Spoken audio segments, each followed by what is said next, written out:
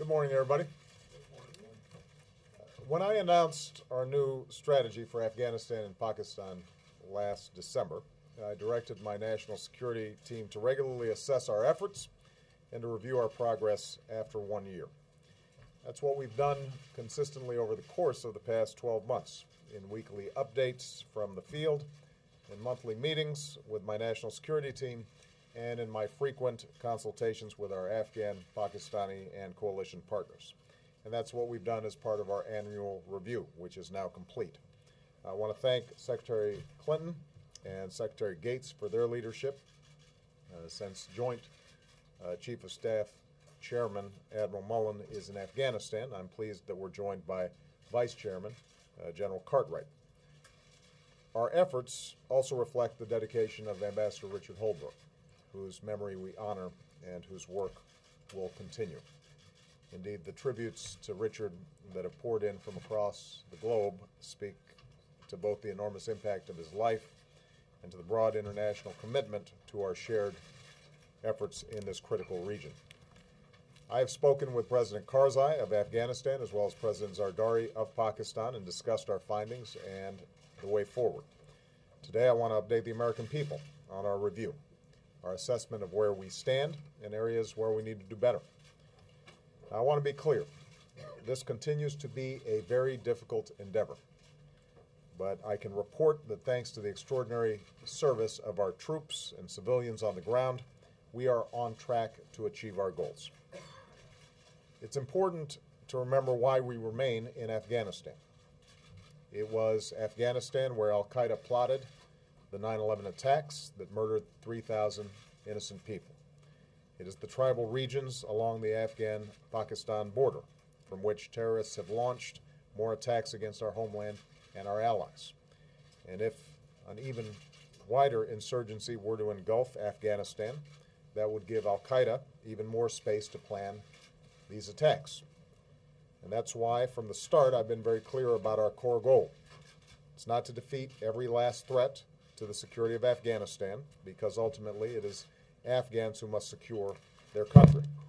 And it's not nation building, because it is Afghans who must build their nation. Rather, we are focused on disrupting, dismantling, and defeating Al-Qaeda in Afghanistan and Pakistan, and preventing its capacity to threaten America and our allies in the future. In pursuit of our core goal, we are seeing significant progress. Today, Al-Qaeda's senior leadership in the border region of Afghanistan and Pakistan is under more pressure than at any point since they fled Afghanistan 9 years ago. Senior leaders have been killed. It's harder for them to recruit, it's harder for them to travel, it's harder for them to train, it's harder for them to plot and launch attacks. In short, Al-Qaeda is hunkered down. It will take time to ultimately defeat Al-Qaeda, and it remains a ruthless and resilient enemy bent on attacking our country. But make no mistake, we are going to remain relentless in disrupting and dismantling that terrorist organization. In Afghanistan, we remain focused on the three areas of our strategy: our military effort to break the Taliban's momentum and train Afghan forces so they can take the lead, our civilian effort to promote effective governance and development, and regional cooperation, especially with Pakistan, because our strategy has to succeed on both sides of the border. Indeed, for the first time in years, we've put in place the strategy and the resources that our efforts in Afghanistan demand. And because we've ended our combat mission in Iraq and brought home nearly 100,000 of our troops from Iraq, we're in a better position to give our forces in Afghanistan the support and equipment they need to achieve their missions. And our drawdown in Iraq also means that today there are tens of thousands fewer Americans deployed in harm's way than when I took office. With those additional forces in Afghanistan, we are making considerable gains toward our military objectives. The additional military and civilian personnel that I ordered in Afghanistan are now in place, along with additional forces from our coalition, which has grown to 49 nations. Along with our Afghan partners, we've gone on the offensive, targeting the Taliban and its leaders and pushing them out of their strongholds. As I said when I visited our troops in Afghanistan earlier this month, Progress comes slowly and at a very high price in the lives of our men and women in uniform. In many places, the gains we've made are still fragile and reversible. But there is no question we are clearing more areas from Taliban control, and more Afghans are reclaiming their communities. To ensure Afghans can take responsibility, we continue to focus on training.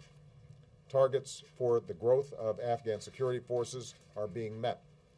And because of the contributions of additional trainers from our coalition partners, I'm confident we will continue to meet our goals. I would add that much of this progress, the speed with which our troops deployed this year, the increase in recruiting and training of Afghan forces, and the additional troops and trainers from other nations, much of this is the result of us having sent a clear signal that we will begin the transition of responsibility to Afghans and start reducing American forces next July.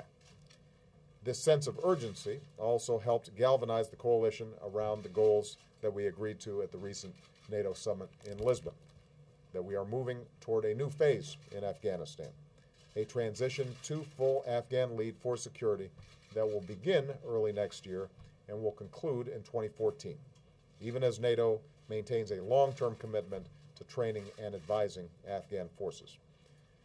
Now, our review confirms, however, that for these security gains to be sustained over time, there is an urgent need for political and economic progress in Afghanistan. Over the past year, we've dramatically increased our civilian presence with more diplomats and development experts working alongside our troops, risking their lives and partnering with Afghans. Going forward, there must be a continued focus on the delivery of basic services, as well as transparency and accountability.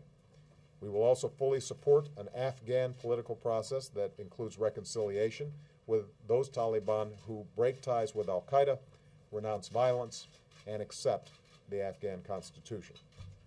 And we will forge a new strategic partnership with Afghanistan next year so that we make it clear that the United States is committed to the long-term security and development of the Afghan people.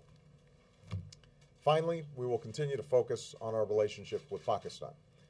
Increasingly, the Pakistani government recognizes that terrorist networks in its border regions are a threat to all our countries, especially Pakistan. We've welcomed major Pakistani offensives in the tribal regions. We will continue to help strengthen Pakistani's capacity to root out terrorists. Nevertheless, progress has not come fast enough. So we will continue to insist to Pakistani leaders that terrorist safe havens within their borders must be dealt with. At the same time, we need to support the economic and political development that is critical to Pakistan's future. As part of our strategic dialogue with Pakistan, we will work to deepen trust and cooperation. We'll speed up our investment in civilian institutions and projects that improve the lives of Pakistanis. We'll intensify our efforts to encourage closer cooperation between Pakistan and Afghanistan. And next year, I look forward to an exchange of visits, including my visit to Pakistan, because the United States is committed to an enduring partnership that helps deliver improved security, development, and justice for the Pakistani people. Again, none of these challenges that I've outlined will be easy. There are more difficult days ahead. But as a nation, we can draw strength from the service of our fellow Americans.